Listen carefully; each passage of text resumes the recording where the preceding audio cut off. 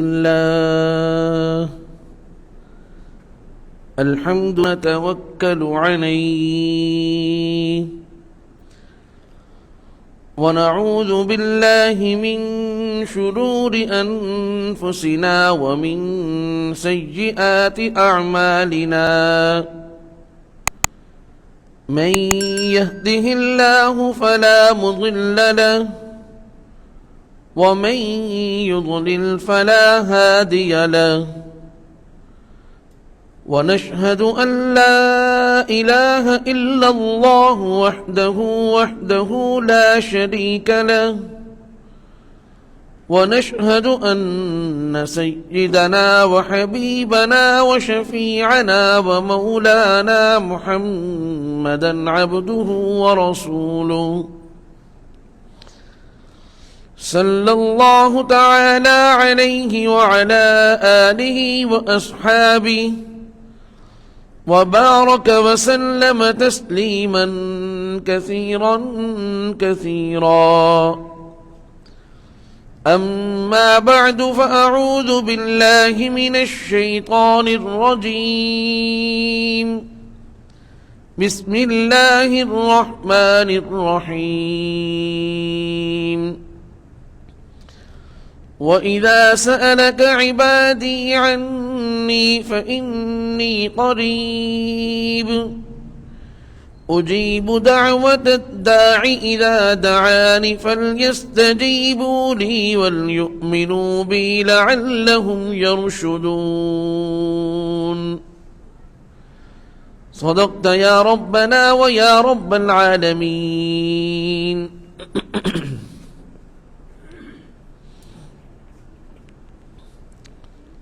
میرے انتہائی واجب الاحترام بزرگان محترم، برادران اسلام، السلام علیکم ورحمۃ اللہ تعالی وبرکاتہ.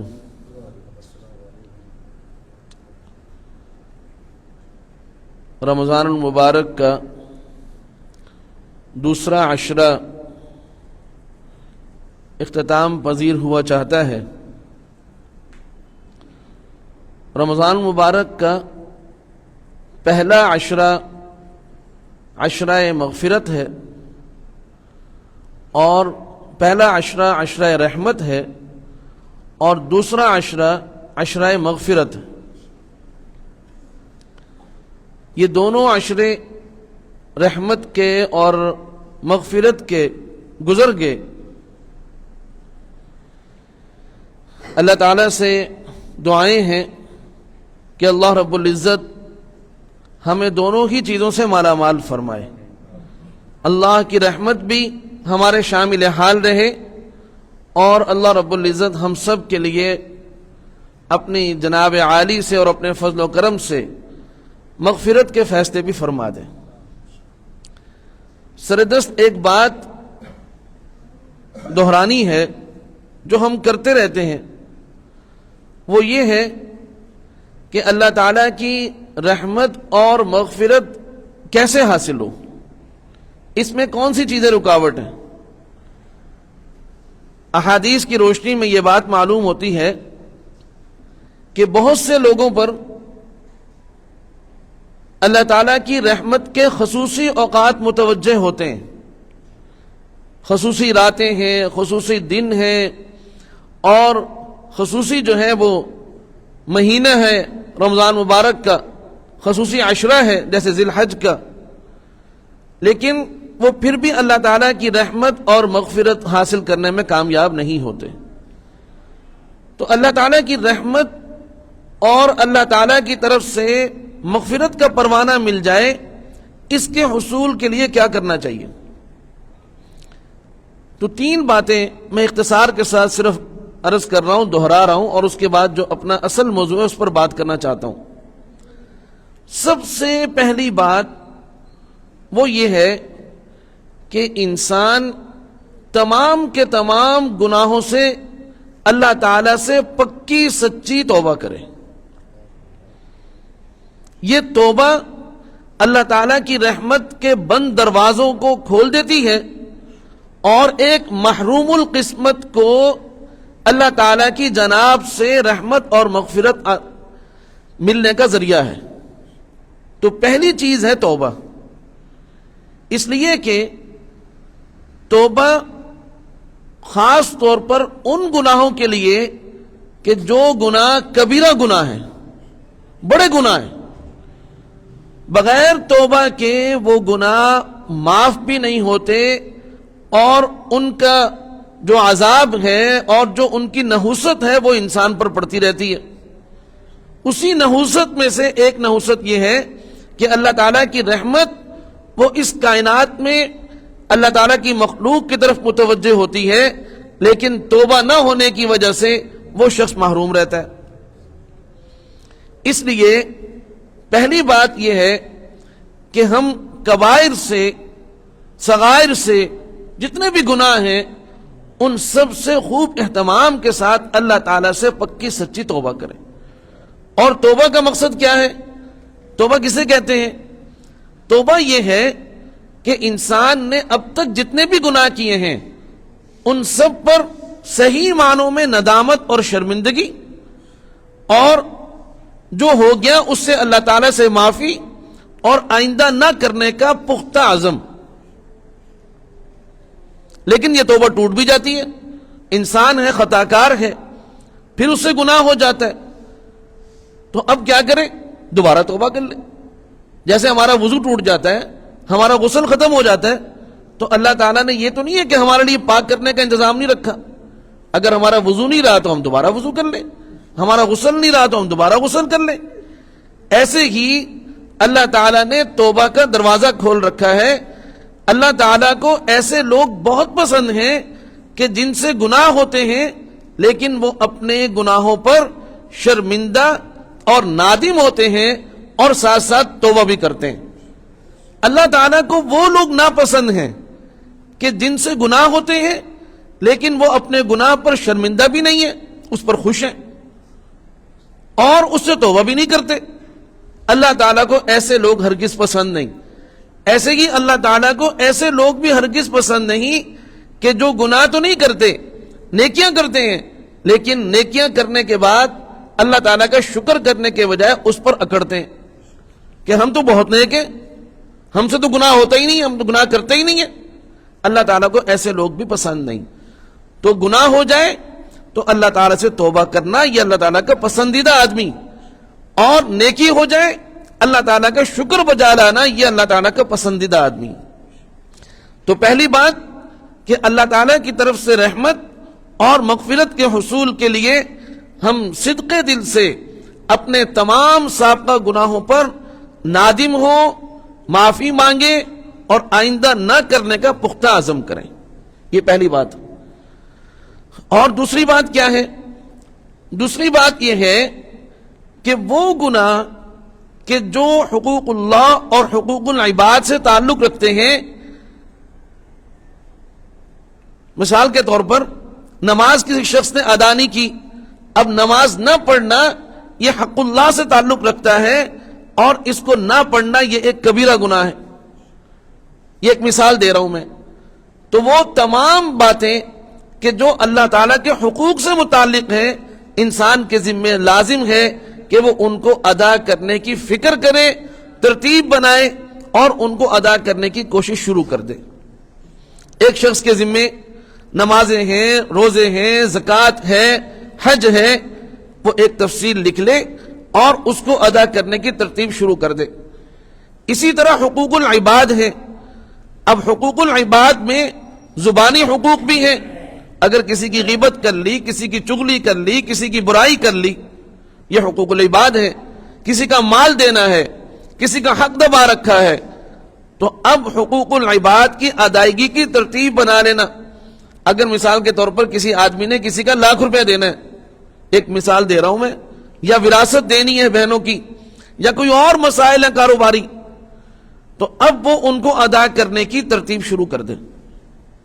ان کو اطلاع کر دیں کہ بھئی میں نے آپ کو یہ رقم دینی ہے، یہ آپ کا معاملہ ہے، اور آپ کو میں انشاءاللہ اس ترتیب پر ادا کروں گا، اور آپ کے ساتھ جو میرا معاملہ ہوا میں اس سے آپ سے معافی بھی چاہتا ہوں۔ اب یہ دوسرے نمبر پہ بات ہے کہ انسان جو ہے وہ حقوق اللہ اور حقوق العباد کی ادائیگی کی ترتیب بنائے.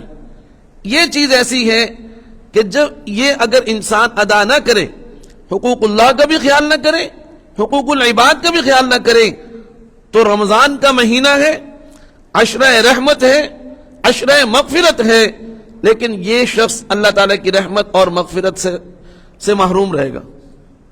اس لیے ضروری ہے کہ اس کی فکر کرے. اور تیسرے نمبر پر انسان نیک اعمال کو اختیار کرے، اس لیے کہ جتنے بھی نیک اعمال ہیں، ایک ہے فرائض، نماز، روزہ، حج، زکوٰۃ، وہ تو فرض ہیں. اس کے علاوہ جو نیک اعمال ہیں، انسان ان کی فکر کرے اور ان کی کوشش کرے. قرآن کریم کی تلاوت ہے، ذکر اللہ کا اہتمام ہے، درود شریف کا اہتمام ہے، دعاؤں کا اہتمام ہے، صدقات نافلہ کا اہتمام ہے. یہ چیز ایسی ہے کہ جو اللہ تعالیٰ کی رحمت کو انسان کی طرف، عمل کرنے والے کی طرف اللہ کی رحمت کو کھینچتی ہے. اللہ نیکیوں کے ذریعے سے مغفرت کے فیصلے فرماتے ہیں، رحمت کے فیصلے فرماتے ہیں. یہ تین چیزیں میں نے عرض کی. نمبر 1 توبہ، نمبر 3 حقوق اللہ اور حقوق العباد کی ادائیگی، اور نمبر 3 نیک اعمال کا اختیار کرنا. یہ اللہ تعالیٰ کی رحمت اور مغفرت کے حاصل کرنے میں انتہائی مددگار اور معاون ہے، اور انہی کے ذریعے سے ہی اللہ تعالیٰ کی رحمت جو ہے اور اللہ کی مغفرت وہ انسان کو مل سکتی ہے. اور اگلی بات یہ کرنی ہے کہ رمضان المبارک ایک ایسا مہینہ ہے کہ جس سے ایک ایسی عبادات کا سلسلہ شروع ہوتا ہے کہ ان کو ہم یہ کہہ سکتے ہیں کہ جس میں ترک کا حکم ہے. توجہ چاہتا ہوں خصوصی طور پر کہ دیکھیے جتنی بھی عبادات ہیں، مثال کے طور پر نماز ہے. اب نماز کچھ کرنے کا کام ہے کہ آپ وضو کریں، آپ مسجد میں آئیں، آپ اس طریقے سے نماز ادا کریں. کچھ کرنے کا نام جو ہے وہ نماز ہے. مخصوص ارکان ہیں، مخصوص اعمال ہیں. ایسے کی حج ہے، کچھ کرنے کا کام ہے. زکوٰۃ ہے، وہ بھی کچھ کرنے کا کام ہے. لیکن رمضان المبارک میں ایک سلسلہ شروع ہوتا ہے کہ جس میں کچھ نہ کرنے کو عبادت کہا گیا ہے. مثال کے طور پر رمضان مبارک میں روزے کی عبادت ہے. اب روزے کی عبادت کے اندر حلال نہ کھانا عبادت ہے، حلال نہ پینا عبادت ہے. بیوی حلال ہے لیکن اس کے قریب نہ جانا عبادت ہے. عام دنوں میں کھانا جو ہے انسان کھانا کھائے اور اللہ کا شکر ادا کرے، یہ عبادت. اب رمضان میں کوئی صبح کو 9 بجے اس پر روزہ فرض ہو اور وہ کہے جی میں پانی پی کر اللہ کا شکر ادا کروں گا. اب وہ 100 دفعہ بھی الحمدللہ پڑھے گا تو اس کو ہر دفعہ گناہ ہی ہوگا، ثواب نہیں اس کو ملنے کا. اس لیے کہ یہاں پر جو عبادت متوجہ ہو رہی ہے وہ عبادت ہے نہ کرنے کی. بھائی یہ کام نہیں کرنا. یہ سلسلہ شروع ہوتا ہے رمضان مبارک سے، یکم رمضان سے شروع ہوتا ہے.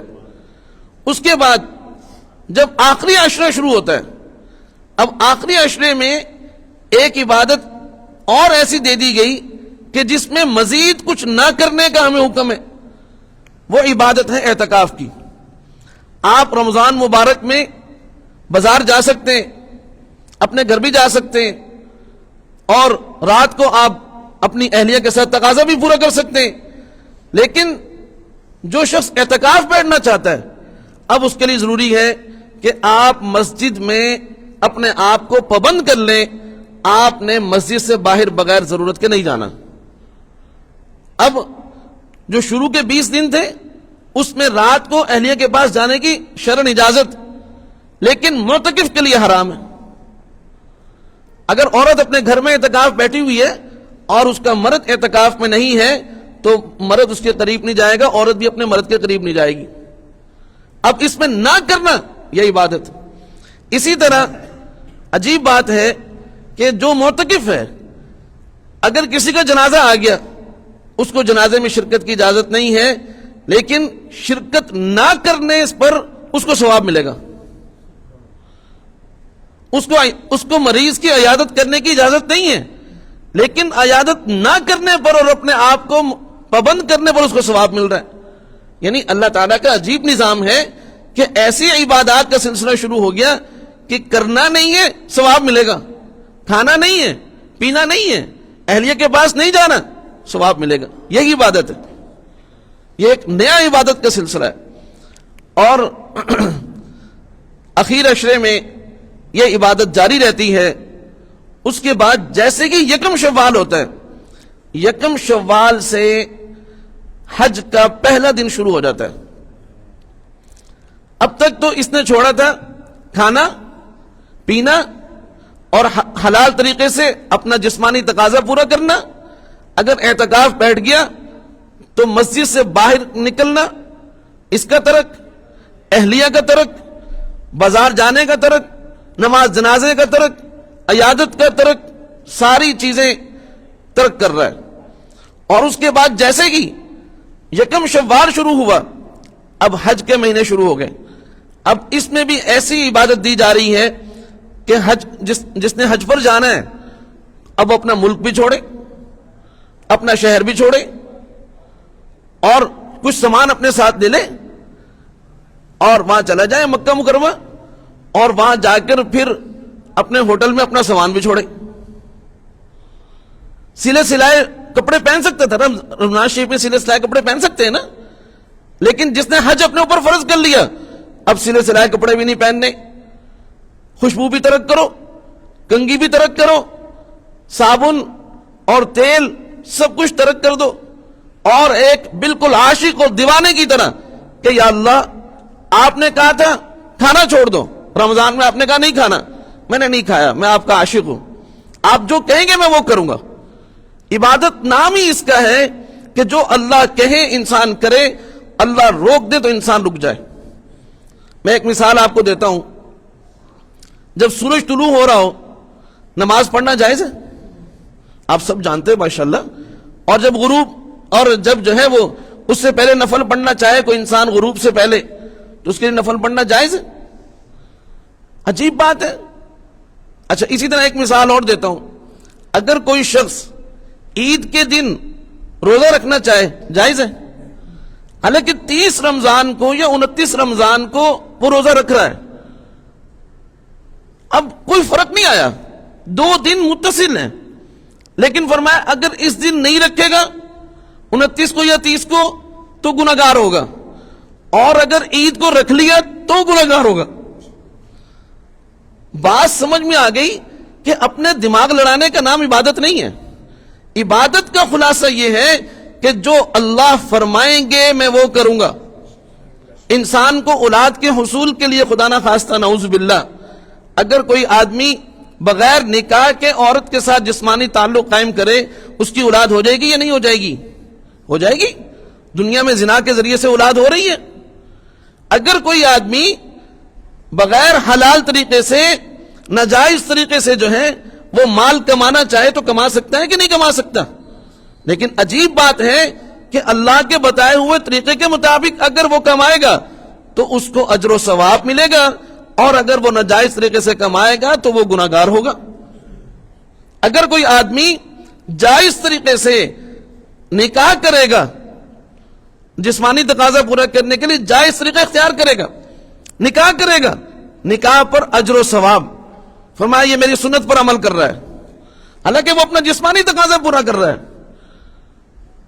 ایک بہت بڑی خوشی اس کو حاصل ہو رہی ہے۔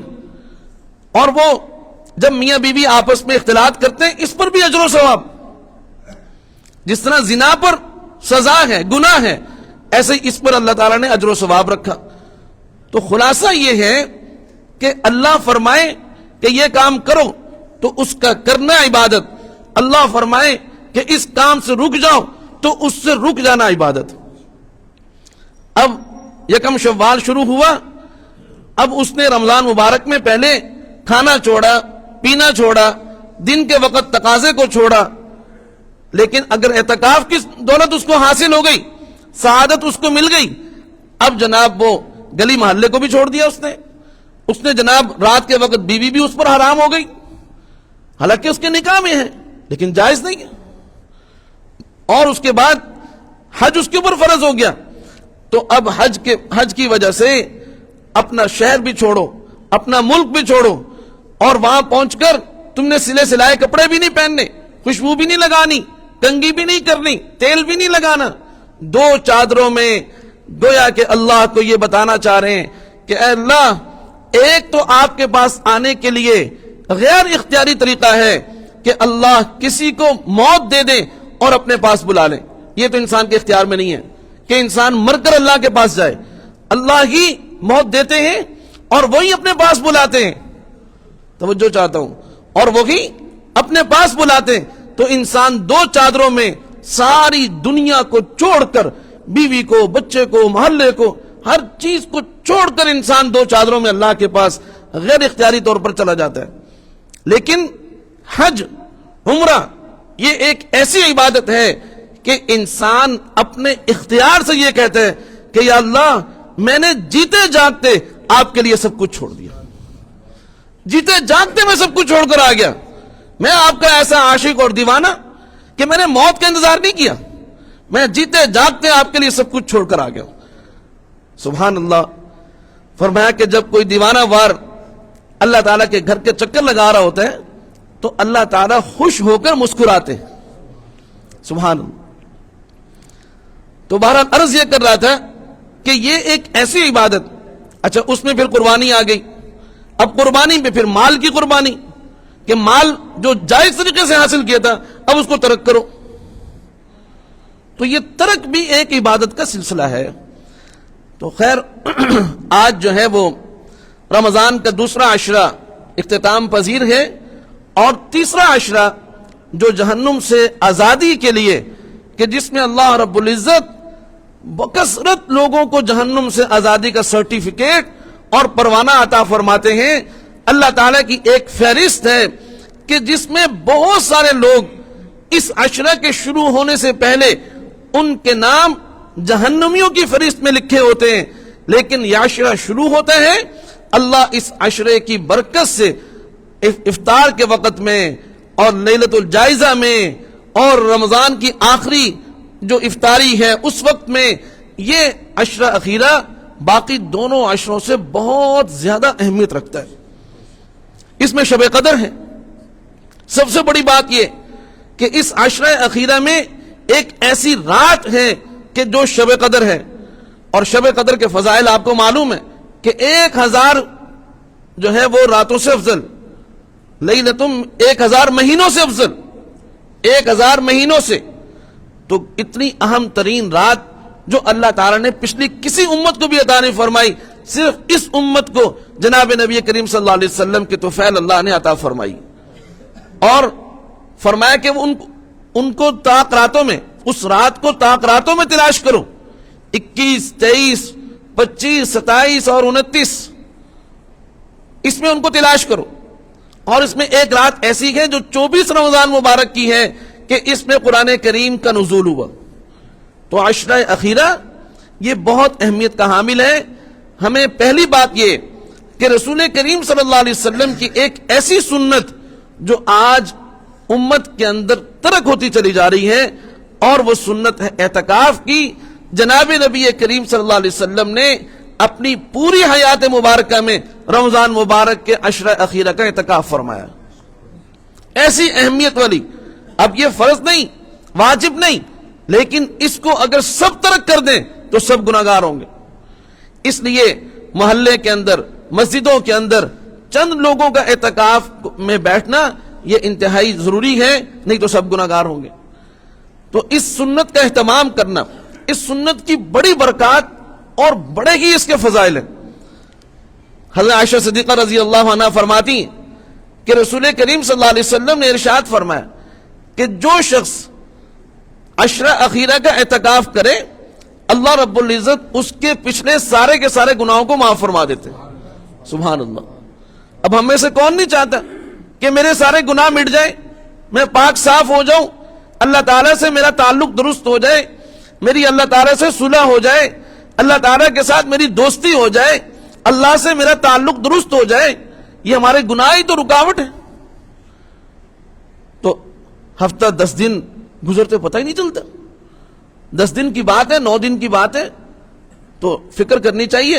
اگر اللہ پاک ہمت دے تو انسان کوشش کرے کہ پورے عشرہ اخیرہ کا اعتکاف کر لے. اگر پورا نہ کر سکے تو سبحان اللہ، ایک حدیث پاک پڑھی کہ جو شخص 1 دن کا اعتکاف کرے، 1 دن کا، تو اللہ رب العزت اس بندے کے درمیان اور جہنم کے درمیان 3 خندقوں کا فاصلہ فرما دیتے ہیں. اور ایک خندق اتنی بڑی ہے کہ آسمان سے لے کے زمین تک کا اس کا فاصلہ ہے. تو گویا کہ 3 آسمان اور زمین کے برابر فاصلے ایک رات کے، 1 دن کے اعتکاف پر اللہ پاک عطا فرماتے ہیں. اب جو شخص 9 دن کا، 10 دن کا اعتکاف کر رہا ہے تو وہ اور جہنم کتنے دور ہو گئے. اور جہنم سے جس قدر دوری ہو، اللہ کی رحمت کا قرب ہے. ایک طرف جہنم ہے اور ایک طرف اللہ کی رحمت ہے. اب اللہ کی رحمت کے ہم نے قریب ہونا ہے، اور جہنم اللہ تعالیٰ کی ناراضگی کا گڑھ ہے، مرکز ہے، اس سے ہم نے اپنے آپ کو دور کرنا ہے. تو فرمایا کہ اگر پورے رمضان کا اعتکاف، پورے عشرے کا اعتکاف نہیں کر سکتے تو کم از کم طاق راتوں کا 1 دن کا 27ویں کا جو دن ہے اس دن کر لیں، یا رمضان کے آخری 3 دن کر لیں. بالکل اپنے آپ کو محروم نہ کریں. کوئی 2 دن، 1 دن، 3 دن تو اس کی کوشش فرمائیں انشاءاللہ. اور ایک روایت عرض کر کے جو حضرت حسین ابن علی رضی اللہ عنہ سے روایت ہے، وہ فرماتے ہیں کہ آپ صلی اللہ علیہ وسلم نے فرمایا اگر کوئی شخص رمضان المبارک کے آخری عشرے کا اعتکاف کرے تو اللہ رب العزت اس کو 2 مقبول حج اور 2 مقبول عمروں کا ثواب عطا فرماتے ہیں. ماشاءاللہ دیکھیں، اب حج اور عمرہ کتنا مشکل کام ہے. یہاں بیٹھے بٹھائے ہمیں آسان لگتا ہے، بیوی بچوں کو چھوڑنا، کاروبار کو چھوڑنا، اور آج کل تو اتنا مہنگا ہے عمرہ اور حج، اتنے سارے پیسے لگانا اور پھر وہاں جا کے مشقتیں جھیلنا کتنا مشکل کام ہے. اور سبحان اللہ کتنا آسان سا عمل فرما دیا کہ بھئی تم جو ہے مسجد میں بیٹھ جاؤ ایک کونے میں. اب بیٹھنا کہاں ہے؟ توجہ فرمائیے گا، بیٹھنا کہاں ہے؟ اللہ تعالیٰ کے گھر میں. اس سے بڑی کوئی عافیت کی جگہ ہوگی؟ اس سے بڑی کوئی اللہ کے پیار کی جگہ ہوگی؟ مسجد سے بڑھ کر کوئی جگہ نہیں ہو سکتی. اب آرام سے مسجد میں بیٹھا ہوا ہے، کوئی صفا مروہ میں دوڑ نہیں رہا، طواف نہیں کر رہا، پیسے بھی جیب میں اسی طرح موجود ہے، سب کچھ موجود ہے، لیکن اعتکاف کر لیا. فرمایا 2 حج کا بھی ثواب اور 2 عمروں کا بھی ثواب. سبحان اللہ. اس لیے آج ہمیں اپنی خواتین کو بھی یہ فضائل سنانے کی ضرورت. خواتین جب گھر میں بیٹھیں گی تو اللہ ان کو بھی حج اور عمروں کا ثواب عطا فرمائیں گے. ہمارے گھر میں 4-5 خواتین تو ہوتی ہی ہیں، کم از کم ہم آج جمعہ کے بعد جا کے کسی ایک کو، سب کو ترغیب دیں کہ بھی آپ میں سے کوئی ایک جو ہے وہ انشاءاللہ جب ہم ان کو فضائل سنائیں گے. عورتوں کے دل بڑے نرم ہوتے ہیں. میں تو آج یہ بات بار بار کرتا ہوں کہ ہم عورتوں سے دین کی بات کرنے کی ضرورت ہے. پہلے زمانے میں یہ تھا کہ اگر عورتیں عمل نہ کریں تو مردوں کو گناہ ملے گا، لیکن آج میں یہ کہتا ہوں کہ اگر مردوں کو بھی سیدھا کرنا ہے تو عورتیں ہی کر سکتی ہیں، اس لیے کہ سارے مرد عورتوں کے پیچھے چل رہے ہیں. تو عورتوں کو فضائل سنانے کی ضرورت ہے کہ بھی دیکھو اپنے میاں کو بھی سمجھاؤ اور آپ خود بھی اس پر عمل کرنے کی کوشش کریں. عورتوں کو جب آپ فضائل سنائیں گے تو وہ کہیں گی کہ ہم قرآن اندازی کریں گے، وہ کہے گی میں بیٹھوں گی، وہ کہے گی میں بیٹھوں گی، تو پھر ہم کیا کہیں گے بھی آپ قرآن اندازی کر لیں. یہ نہ ہو کہ کھانا پینے سے بھی جائیں. تو اس لیے عرض یہ کر رہا ہوں کہ یہ ایسا فضیلت والا عمل ہے، اللہ تعالیٰ سے دعا کرنے کی ضرورت ہے. اور یہ صرف بیٹھنا مقصود نہیں ہے، معذرت کے ساتھ 1-2 منٹ اور لوں گا، کہ صرف مسجد کے اندر بیٹھنا مقصود نہیں ہے. اعتکاف خود ایک بہت بڑا عمل ہے، لیکن اگر مسجد میں بیٹھ کر خدا نخواستہ موبائل کا غیر ضروری استعمال، گپ شپ، جو غیر معتکفین ہوتے ہیں وہ آ جاتے ہیں گپ شپ لگانے کے، ان کو پتہ نہیں کہ فلانا تو مسجد میں بیٹھا ہوا ہے، اب تراویح پڑھ کے اس کے بعد جائیں گے رات کو 1 بجے تک گپے ماریں گے. یہ بات انتہائی غلط ہے. اس لیے ہمارے حضرات فرماتے ہیں کہ جب اعتکاف بیٹھ جاؤ تو ان سے کہو بھائی السلام علیکم، اب انشاءاللہ چاند رات کو ملیں گے. ملنے مت آئیے گا بھائی، میں آپ لوگوں کو چھوڑ کر اللہ کے پاس بیٹھا ہوں. فرمایا کہ فون کا استعمال کرنا ہے وہ بھی انتہائی اہم بات, غیر ضروری بات سے. اگر معتکف سو رہا ہے اس کو سونے کا بھی ثواب ملے گا, لیکن اگر وہ مسجد میں بیٹھ کر غیر ضروری اور دنیاوی باتیں کر رہا ہے تو یہ بہت بڑا گناہ ہے. اس لیے اعتکاف ضرور بیٹھیں. جتنا یہ اہم اور مقدس عمل ہے اتنا ہی یہ حساس اور نازک معاملہ بھی ہے کہ مسجد میں بیٹھ گئے, اب بیٹھ کر غیر ضروری بات بالکل نہ کریں. اپنی تربیت کے دن ہے یہ, اور خاص طور پہ کوشش کرنی چاہیے کسی اللہ والے عالم دین کی صحبت میں اعتکاف بیٹھا جائے. اس کی کوشش کرنی چاہیے تاکہ وہ ہماری تربیت کر سکے, معمولات کی ہمیں عادت ڈال سکے. اللہ تعالی ہم سب کو ان سب باتوں پر, مسجد جو ہے, مسجد کی بجلی بھی وقف, مسجد بھی وقف, مسجد کی چیزیں بھی وقف. اس لیے اگر کوئی موبائل چارج کرے, مسجد میں بجلی استعمال کرے, تو اس کو کوشش کرنی چاہیے کہ بھئی وہ اس قدر جتنا اس نے استعمال کیا وہ مسجد میں جمع کروا دے. ہمارا مسجد پر ہماری طرف سے خرچ ہو, مسجد ہم پر خرچ نہ کرے. اللہ تعالی ہم سب باتوں پر عمل کرنے کی توفیق عطا فرمائے. وآخر دعوانا نفس إن لم تظفري لا تجزعي وإلى